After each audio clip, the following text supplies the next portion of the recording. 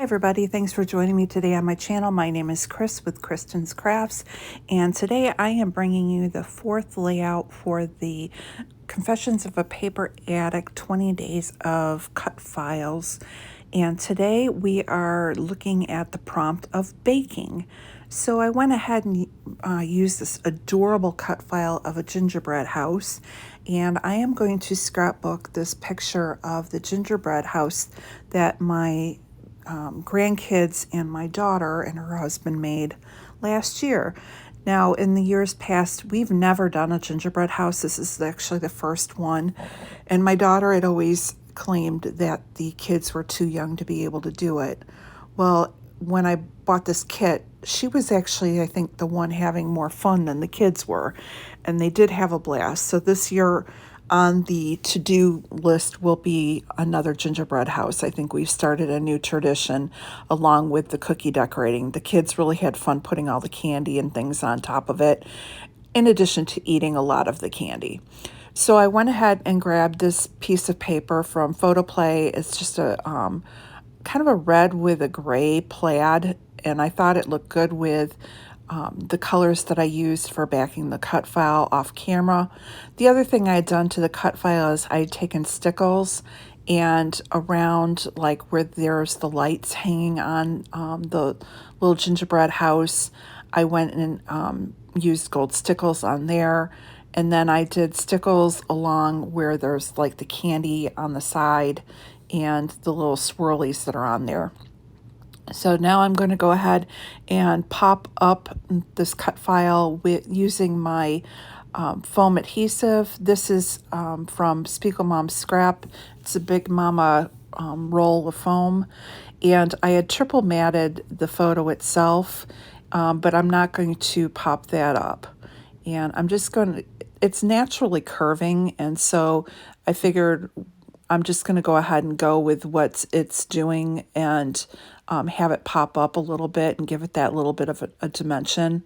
And I like how it ends up looking. So I'm just going to kind of make it a little bit wonky on the sides here. And that's how I'm going to go ahead and have the photo is basically what you see here. I'll glue it down in a moment. Now I'm looking through to see which sticker sheets I have in my little stack, and I have these ones from Photoplay. Now this paper actually was not in my original kit that I made for this month. This is actually additional that I had found in my closet.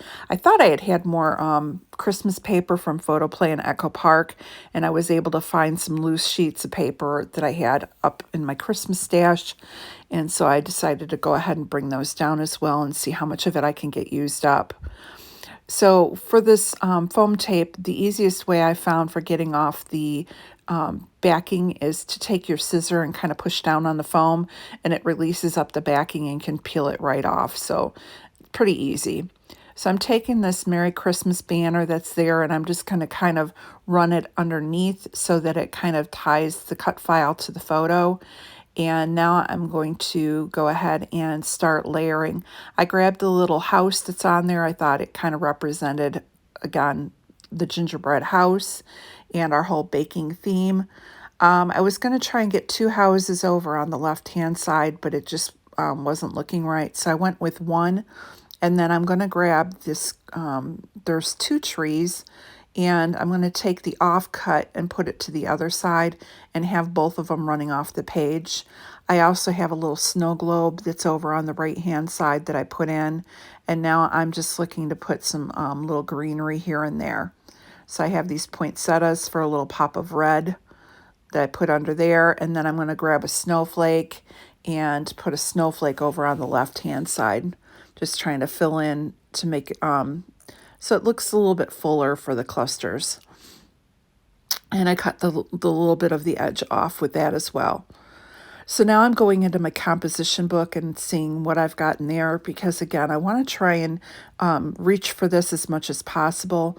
I thought about using this 'Tis the Season, but it seemed a little bit too big. Looking for something a little bit smaller to go up over in the corner. And then I found the reindeer, and to me the reindeer looked like it was flying over the gingerbread house, so I'm going to go ahead and stick that on. just seemed a little whimsical, and I figured gingerbread houses are whimsical as well.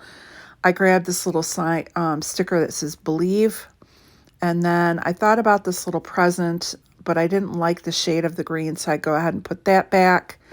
And now I find some ornaments, and I'm going to go ahead and stick one of the ornaments up with the Believe sign. And here's where I'm kind of sticking that under. And now I'm just, like I said, looking just through here to see what I can find that I think I can use.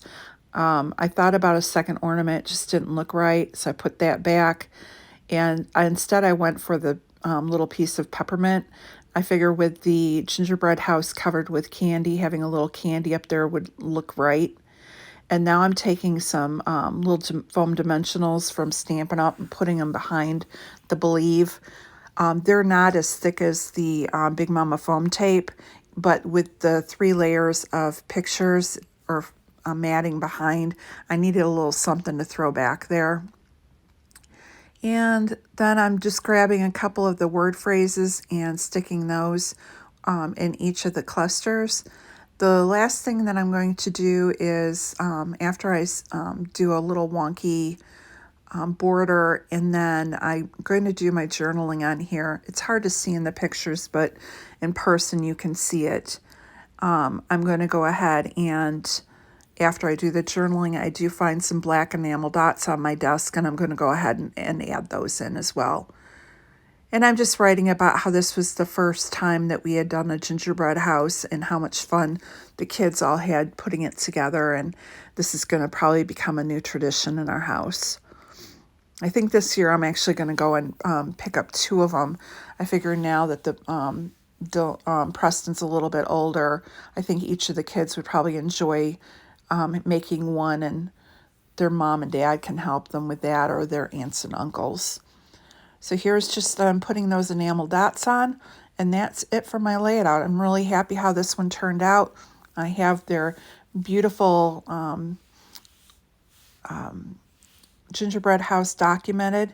Here's some close-ups, and also if you go and check out the Confessions of a Paper Cut Etsy shop, I have the link in the description box below. There is 25% off on all the cut files, so make sure you check it out, and thanks for stopping by.